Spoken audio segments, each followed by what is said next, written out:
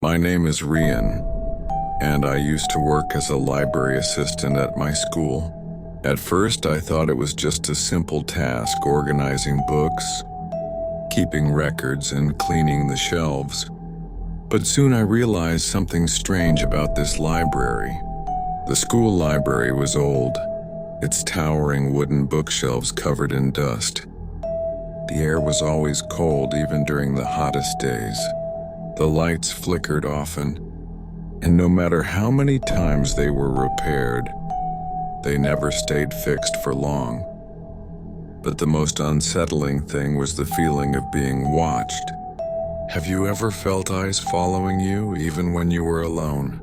That's what I felt every day. It wasn't just paranoia.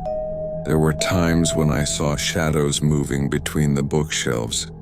Quick glimpses of something lurking just out of sight. Then one evening, something happened that made me realize I was not alone. While putting away some books, I heard a whisper. "Ryan!" I froze, my heart pounded in my chest. I turned slowly toward the dark corner of the library where the sound had come from. Nothing. Just rows of bookshelves stretching into the dimly lit distance. I took a shaky breath, convincing myself it was just my imagination. But as I reached for another book, thud!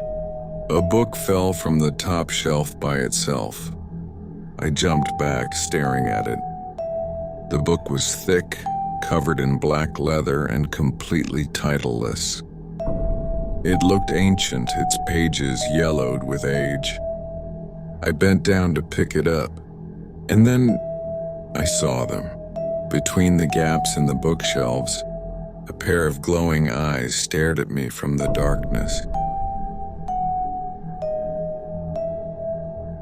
I stumbled backward, my breath caught in my throat.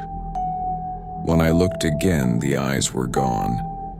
Telling myself it was a trick of the light, I hesitantly picked up the book. The moment I touched it, the temperature dropped. A shiver ran down my spine. The book felt wrong, as if it didn't belong there.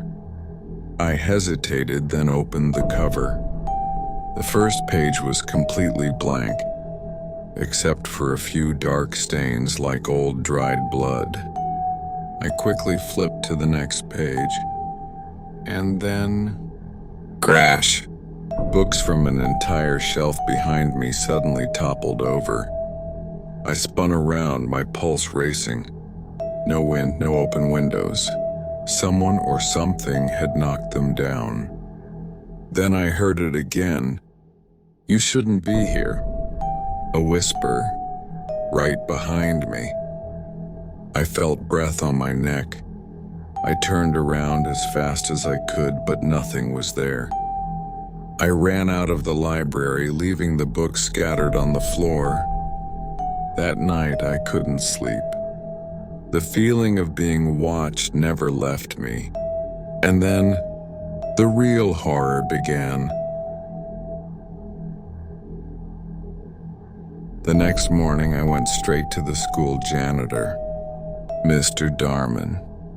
He had worked there for over 30 years, and if anyone knew something about the library, it was him. I asked him about the book. The moment I described it, his face turned pale. You touched that book?" he whispered, his hands trembling. I nodded, feeling a knot form in my stomach. "Listen to me carefully, boy. That book should not exist." He took a deep breath before telling me an old story. Years ago, there was a student who was obsessed with the library. He spent all his time reading alone, always sitting in the same dark corner. Then one day, he found the black book. He read it every day, refusing to return it. He changed. He stopped talking, his eyes grew hollow, his skin turned pale. And then he disappeared. No one knew where he went. His body was never found, His name was erased from the school records. It was as if he had never existed. The book, it was thrown away many times, but it always came back. "That book is cursed," Mr. Darman said in a trembling voice. "And now, it has chosen you." That night, I was assigned to clean the library alone.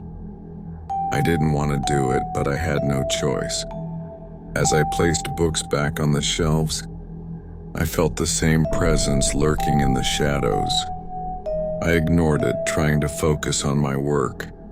Then I heard footsteps, slow, deliberate. I turned my head slightly, looking through the reflection in the library window.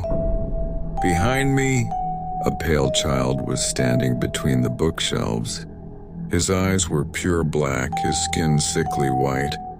He was smiling. "Thank you for bringing me back," he whispered. The library lights flickered violently, and the entire room plunged into darkness. Something cold touched my shoulder. I screamed and ran out of the library without looking back. Since that night, I quit my job as a library assistant, but I knew I was never really free.